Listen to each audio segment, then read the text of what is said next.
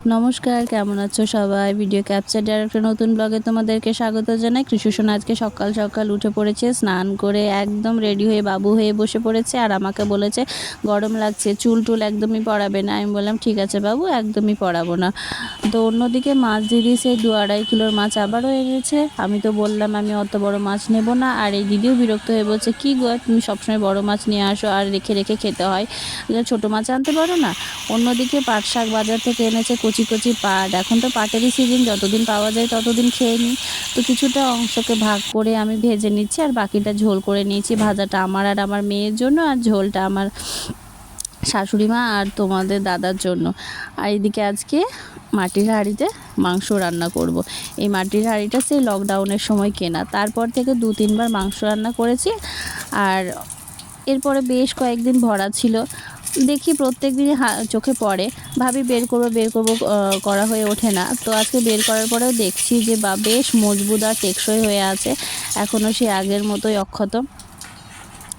তো হাঁড়িতে একটু সর্ষের তেল দিয়ে তাতে গোটা জিরে আর 2টো তেজপাতা ফোড়ন দিয়ে আগে থেকে ম্যারিনেট করা মাংসটা আমি দিয়ে দিলাম, আর সাথে হালকা একটু জলও অ্যাড করে নিচ্ছি।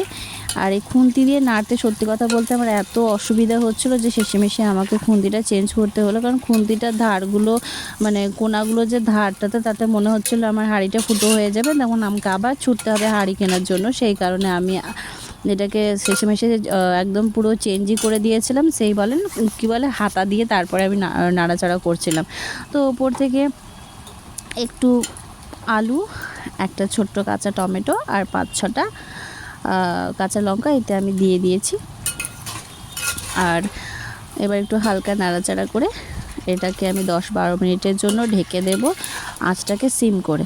তো যেটা বলছিলাম যে মাটির হাঁড়িতে চিকেনই বলো আর মাটনই বলো, এটাকে রান্না করলে এত সুসিদ্ধ হয় আর সাথে সুস্বাদু হয়। তার কারণ যে মাটির যে একটা সোদা গন্ধ সেটা মাংসের মধ্যে ঢুকে যায়, তাতে মাংসের যে টেস্টটা সেটাকে আরও 10 গুণ বাড়িয়ে দেয়। এবার কষে যাওয়ার পরে আমি এতে একটু টক দই দিয়ে দিলাম উপর থেকে, আর ঝোলের জলটা একটু দেওয়ার পরে যখন আমি গ্যাসটা বন্ধ করে দিয়েছি, দেখো কেমন টকবক করে ফুটছে, মানে হাঁড়িটা কি পরিমাণ গরম হয়ে আছে এখনও। তো শেষে রান্নাটা আমার দেখো কমপ্লিট হয়ে গেছে।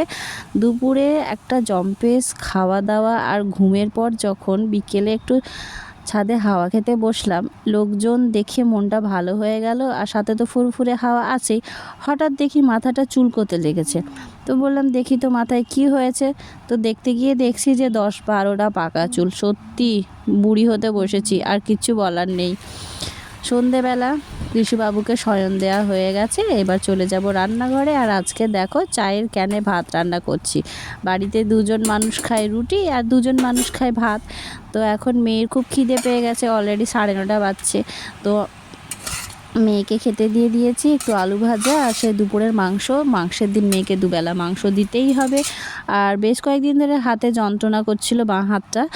মেয়ে অ্যাকুপ্রেশারের পয়েন্টগুলোকে এত ভালো টিপতে শিখেছে যে আমাকে এইভাবেই সে প্রত্যেকদিন রিলিফ দেওয়ার চেষ্টা করে। তো এই ছিল আজকের ব্লগ। যদি ভালো লাগে তো প্লিজ যারা ইউটিউবে দেখছো তারা আমার চ্যানেলকে সাবস্ক্রাইব করে দিও, আর যারা ফেসবুকে দেখছো আমার পেজকে ফলো করে দিও, আমার পাশে থেকো। আবারও দেখা হবে আগামীকাল অন্য কোনো ভিডিও নিয়ে। বাই।